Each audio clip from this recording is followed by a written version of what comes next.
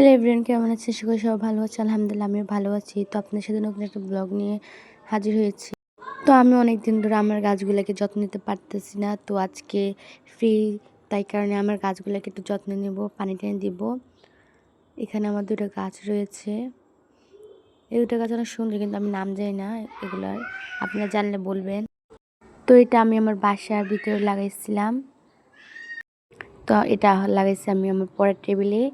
এই গাছটা আমার অনেক ফেভারিট একটা গাছ, অনেক সুন্দর, পাতাগুলো কচু গাছের মতো ডিজাইন করা। আর নিচে সৌন্দর্যের জন্য, আরও সৌন্দর্যের জন্য আমি কয়টা পাথর দিয়েছি, আর পানি দিয়েছি। পানি না দিলে গাছগুলো মারা যায়। তো এটা হচ্ছে আমার জানালার পাশে এটা গাছ। এই গাছটা অনেকদিন পানি দিই নাই, ওই কারণে গাছের পাতাগুলো এরকম দেখা যাচ্ছে। গাছকে আমি পানি দিলাম।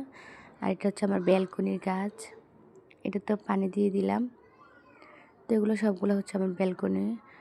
তো আমি আমার ব্যালকনির সবগুলো গাছে একটা একটা করে পানি দিয়ে দিলাম। এটা অ্যালোভেরা গাছ।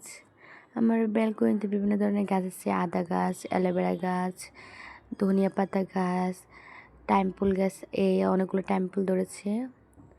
আপনাদের কাছে ভিডিওটা কেমন লাগছে কমেন্ট বক্সে জানাবেন। আল্লাহ হাফেজ।